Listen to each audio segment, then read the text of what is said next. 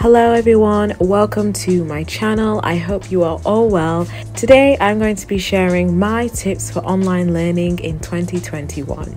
Now, if you're like me and you're at university, you are not at university, you are taking your lectures at your own home, which can be a challenge, but I have just completed my first term and there's been some mistakes and I have reflected on that, and now I want to share my tips with you. So if you're interested to know what I have to share for you, then please keep on watching. But before you do, please give it a like to show that I know that you enjoy it, and also subscribe to stay tuned for more videos. But let's talk about the first tip.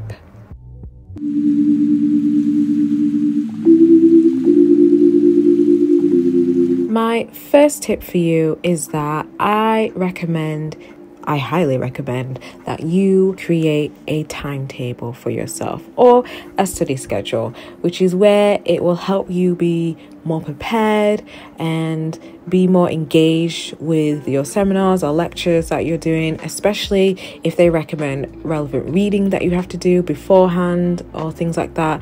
You need to make sure that you are taking in this information effectively, and if you are not in an environment where there's distractions, take them away or create a study space. And that leads into my next tip actually, which is make sure that your environment is study friendly or work friendly, because I know that I can get really distracted with things. I can go and play on my PS4. I wish I had a PS5, but play on my PS4 and just not do any work. So that's why I recommend getting rid of any distractions. That could be your phone, turning it on do not disturb mode really helps, especially because I'm the one that kind of just, when I'm dozing off, I look at my phone or I look on TikTok or things like that.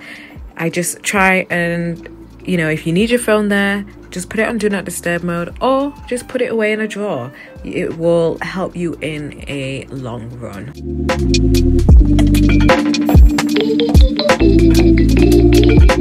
We are in a new environment. We are learning how to create, maintain, adapt to a new study environment or schedule. So things are going to get mixed up. And when you're at home as well, you will be able to learn how you work best. So ask yourself, who am I?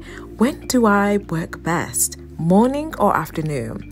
For me, I am a morning person. I'm an early starter. I have a dog, so I do everything in the morning. So I like to get things done as soon as I just wake up. But you might be the one that wants to do it in the afternoon. There's no problem with that.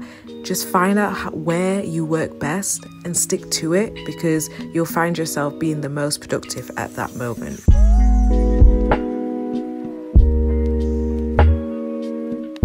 As we know, there are going to be times in your semesters that you're going to be doing asynchronous learning, which can be a struggle, I'm not going to lie, especially that you're at home now and you're not in campus where it's a different environment. As we all know, home is where we relax and so on. So it can be hard. So that's why I recommend just making groups or even joining a group. Reach out to your friends or reach out to a group chat that you are in and maybe just suggest the idea, and you will realize that how many people want to join it, because people can be in the same boat. And also I'd recommend as well is to help you get motivation as well, is to maybe start a studygram. Here is mine, where you can follow me at Study with Ree, and I do a little bit of language learning, but also I've been putting up my degree notes on there so you can see what I've been doing recently. So it's gonna be a mix and match, but this really helps. It just keeps track of what you've been studying, or you can look back and be like, yeah, like I had a good day that day.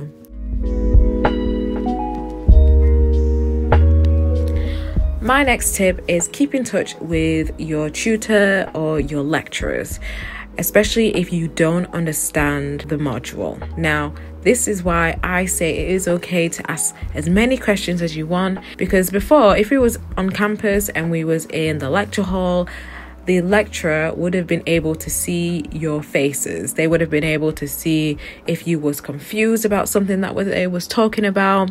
Whereas now we have to turn our cameras off, and they just speak to us, and they're the only ones that have the camera, so they don't know whether or not you are struggling with a particular topic or something that doesn't make sense. Just contact them, because not only are you helping yourself, you're helping the lecturer, because they are able to adapt, be able to provide more information, especially if more and more people chime in and feedback to them how they are feeling as well.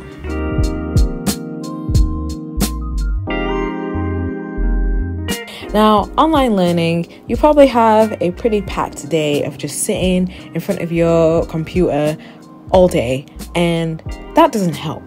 So that's why you need to look at your schedule and look and see where you can take a break, because if you don't, your mind just stays in one state where you're unable to take anything in.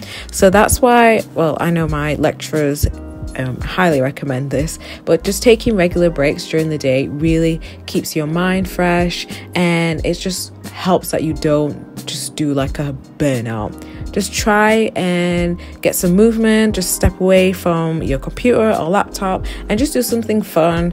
It could be just like watching TV or playing on your game console, or even just like going outside. Just go outside at least once and just walk around. This is really important to have a cut-off point, because you know when you're going to finish studying, so it helps that you can relax properly and you don't need to think about having your books there as well staring in front of you.